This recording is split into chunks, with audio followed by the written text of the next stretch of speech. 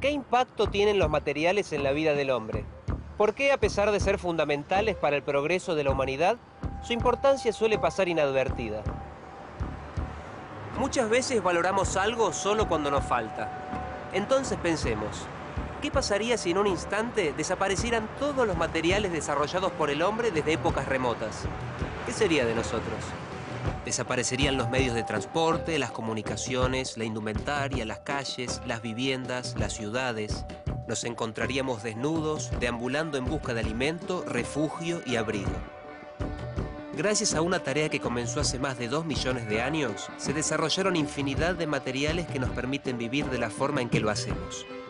Hoy vamos a recorrer esa historia, ese largo proceso convertido en los últimos tiempos en una carrera vertiginosa que conocemos como tecnología de los materiales.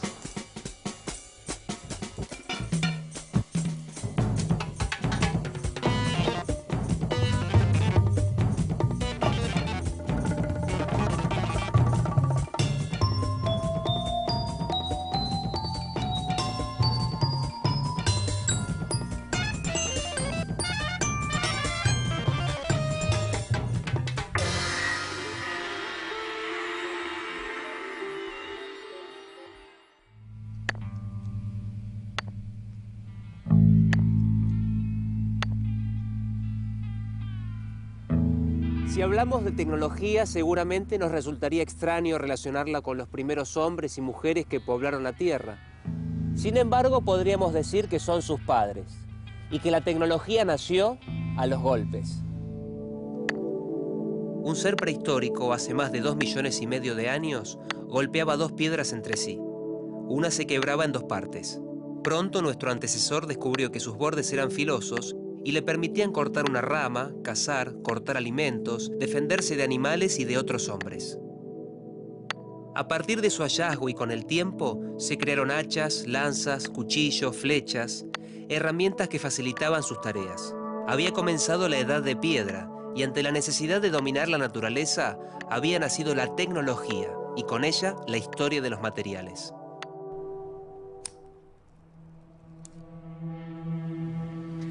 Hoy lo obtenemos con total facilidad. Es simple porque sabemos cómo y tenemos los elementos. Pero conseguirlo hace miles de años atrás fue un trabajo mucho más complejo. Lo cierto es que este descubrimiento produjo una sorprendente cadena de avances, algo así como un efecto dominó. Estamos hablando del fuego.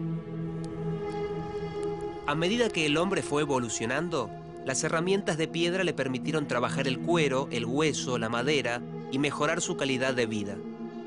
Pero luego de los avances obtenidos con la tecnología de la piedra, otro suceso hace 200.000 años fue fundamental en la evolución: el descubrimiento del fuego.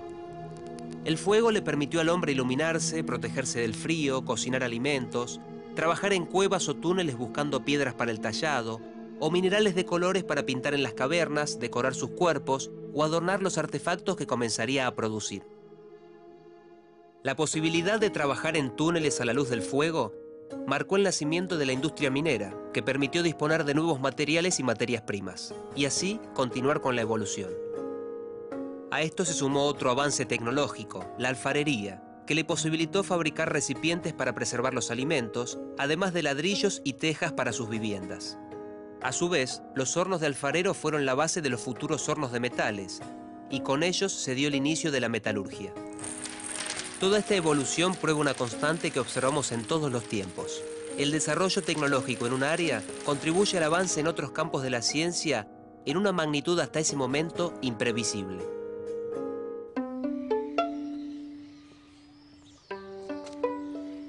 Pensemos en una persona de la Edad de Hierro y ahora en una de la Edad Contemporánea. Lo curioso es que puede tratarse de la misma persona, y esa persona puede ser usted o yo.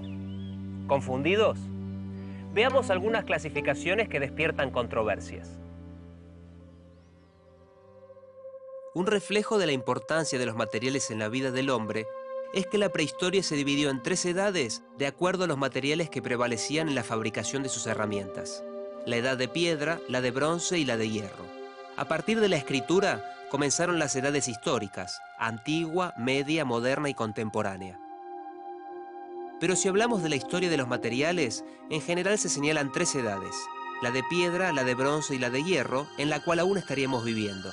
Algunos consideran que hace pocas décadas habremos pasado de la edad de hierro a la edad del silicio o de los materiales electrónicos.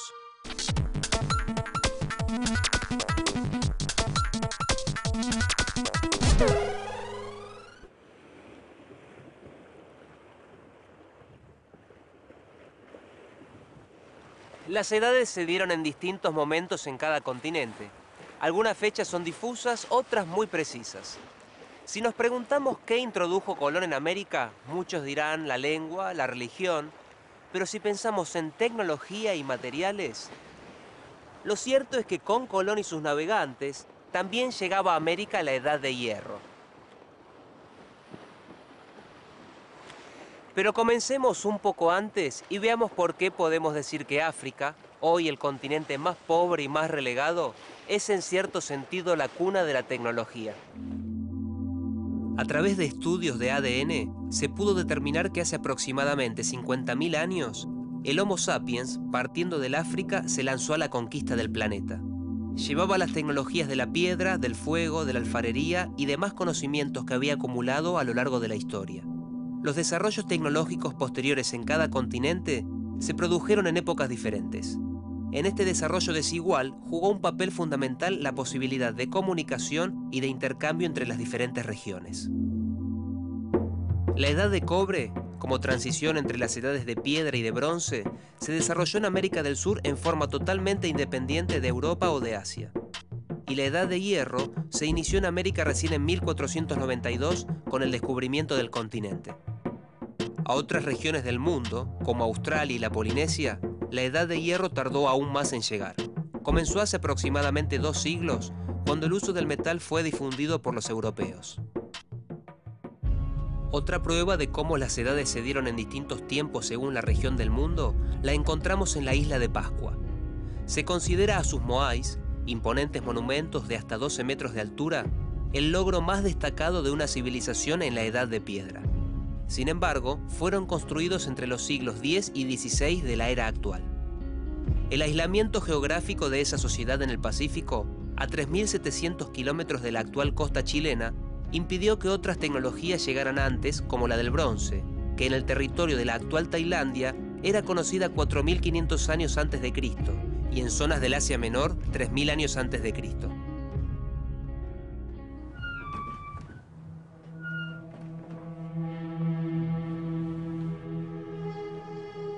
Si pudiéramos viajar al pasado en una máquina del tiempo, ¿a qué era creen que viajaríamos?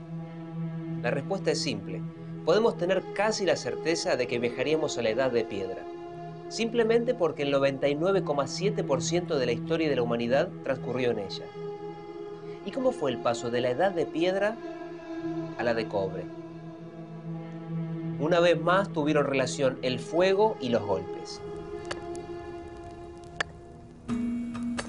El hombre primitivo, contemplando las brasas encendidas que pudo obtener, descubrió que si estaban expuestas a una corriente de aire, aumentaba su brillo y el calor que generaban, y así podían elevar la temperatura en sus hornos de alfarería.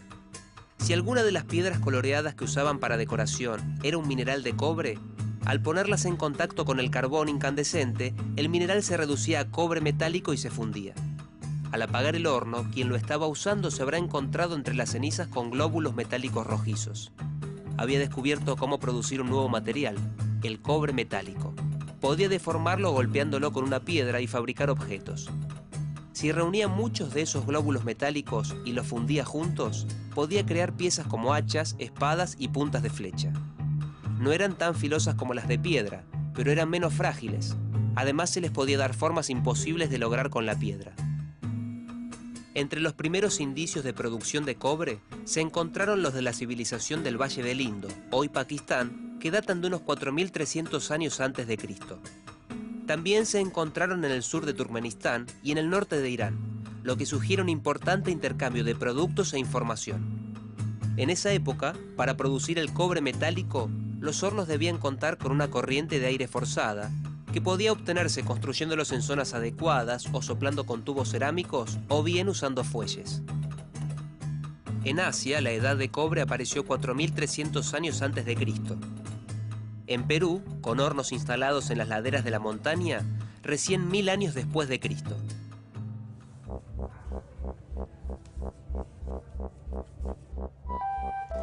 ¿Qué sabemos de los hombres de la edad de cobre? Sobre cómo se vestían y de qué se alimentaban. Hasta hace pocos años, casi nada. 50 siglos tuvieron que transcurrir para develar ese misterio.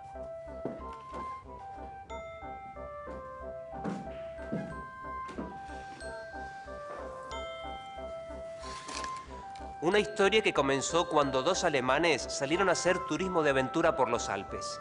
Iban camino a un descubrimiento trascendente, gracias a la casualidad y al hielo.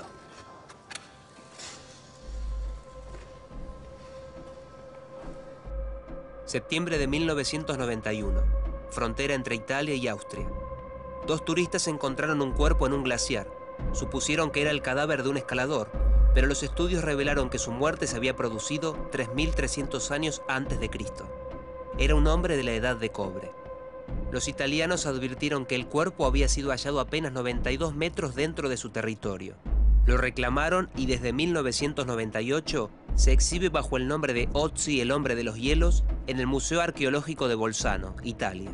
Junto al cuerpo del hombre, conservado en el glaciar durante 5.300 años, se recuperó parte de su vestimenta, su calzado y accesorios.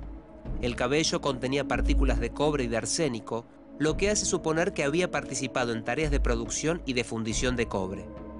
Entre sus pertenencias se encontró un hacha de cobre con mango de tejo, una aljaba llena de flechas con puntas de pedernal, un arco y un cuchillo de pedernal con mango de madera. Ötzi llevaba 2 especies de hongos, uno como producto medicinal y el otro, junto con una pieza de pedernal y otra de pirita, formaban un equipo para encender fuego. La vestimenta incluía un gorro de cuero de oso, una capa de hierba tejida y un chaleco de cuero. El calzado era notable: piel de oso para las plantas del pie, de ciervo en la parte superior y una red de corteza de árbol. Hierba suave circundaba el pie como medias aislantes y el cuero estaba impermeabilizado con grasa animal.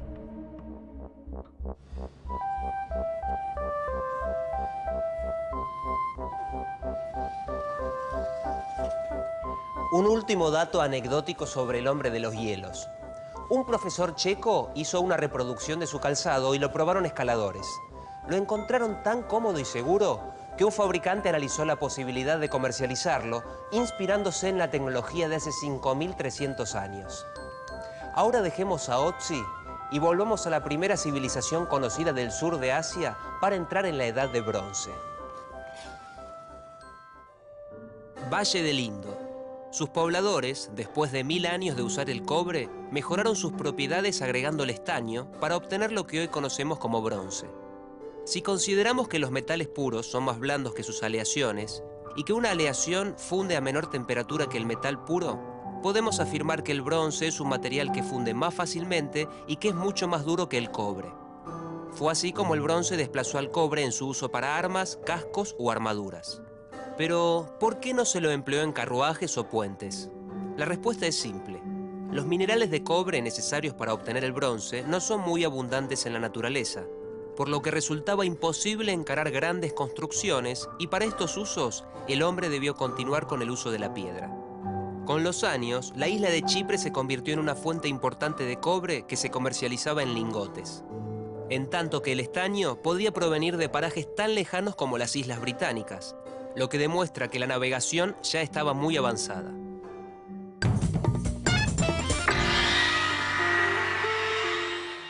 En 1922, en el Valle de los Reyes, en Luxor, Egipto, se producía uno de los mayores hallazgos arqueológicos de todos los tiempos: la tumba de Tutankamón, intacta y llena de tesoros. También resurgía la leyenda de la maldición del faraón, ya que este temor existía desde el siglo VII después de Cristo, cuando los árabes asentados en el país temían a la magia egipcia y a la resurrección de las momias basándose en las ilustraciones de las tumbas. Pero para quienes estudian los materiales, mucho más importante que la tumba de Tutankamón fue la de Rekhmire, un gobernador de Tebas.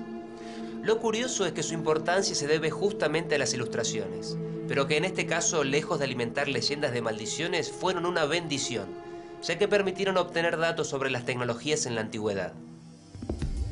Las pinturas en la tumba de Regmire datan de 1450 años antes de Cristo y reflejan las artesanías egipcias de la época.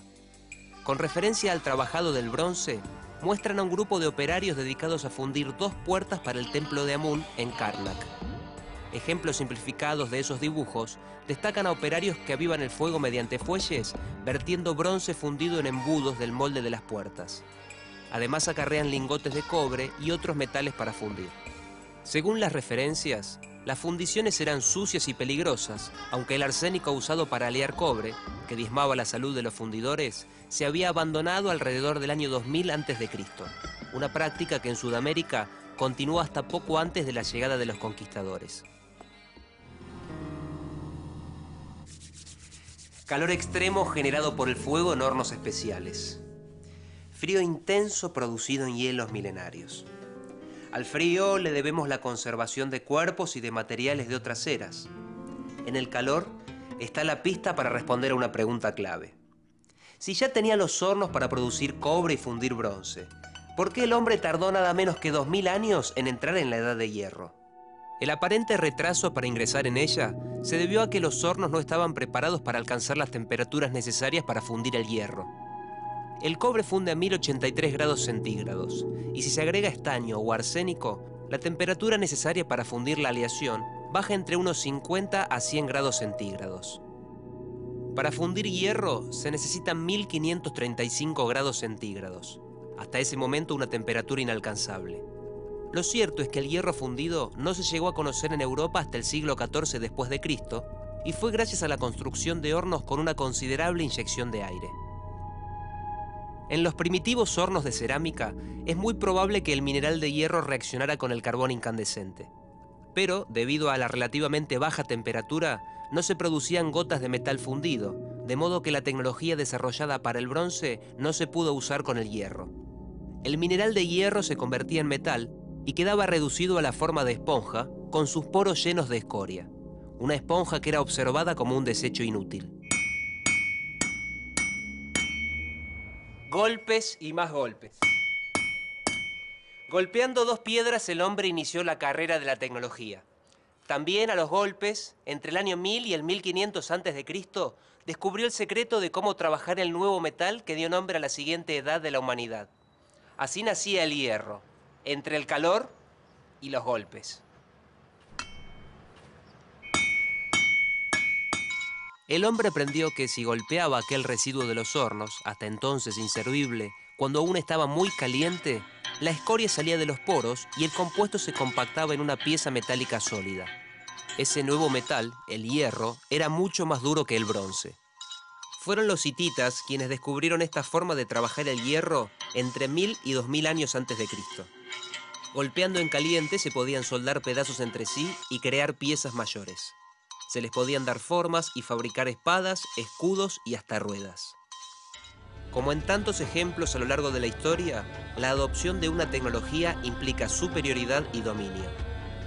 Los hititas, adelantados en la metalurgia, crearon los carros más livianos y rápidos de la época, y su imperio desafió el poder de Egipto, de Babilonia y de Asiria.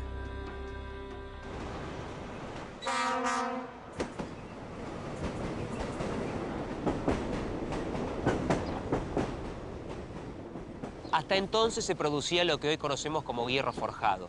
Las piezas no podían fundirse y la fabricación era muy laboriosa.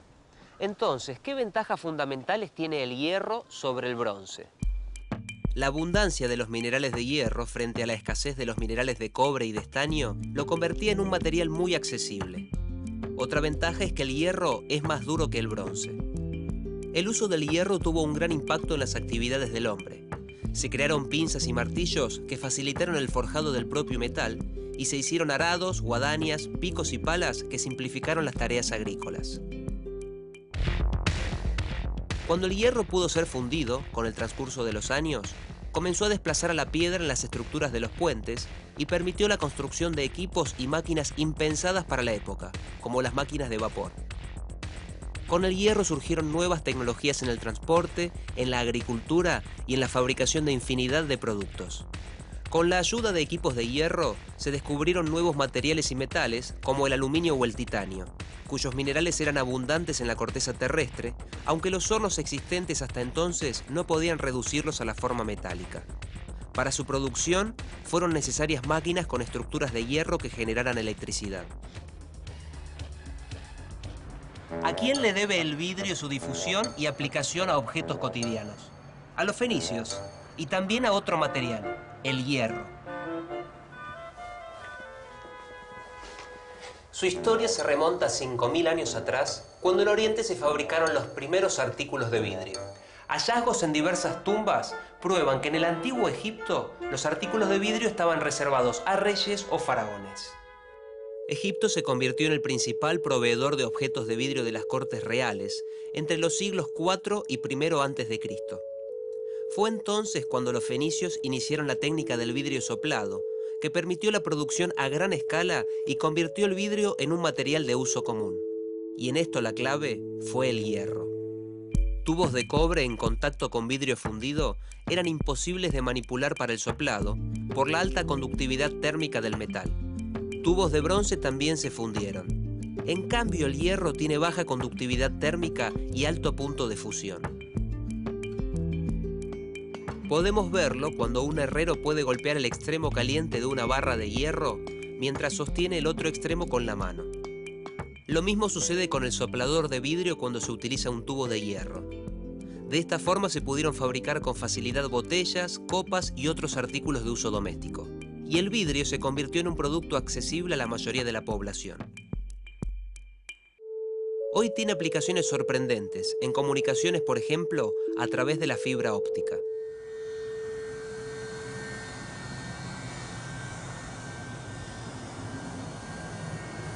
El aluminio es otro de los metales que provocó una gran influencia en las actividades del hombre, abrió innumerables posibilidades y hoy tiene una enorme presencia en la vida cotidiana. Sin embargo, hace 160 años era un metal precioso, más caro aún que el oro, y utilizado como artículo de lujo en las cortes europeas.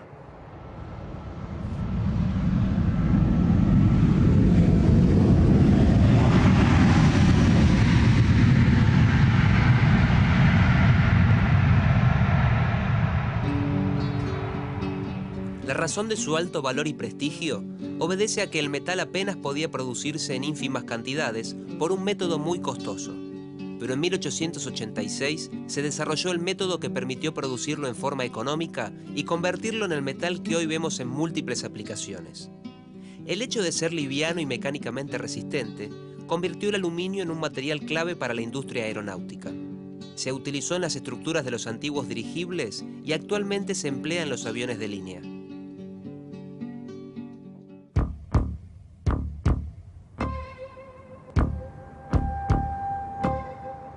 ¿Qué es un material con memoria? ¿Cómo pasó el titanio de ser una curiosidad de laboratorio a ser parte de nuestras vidas, o tal vez de nuestro cuerpo?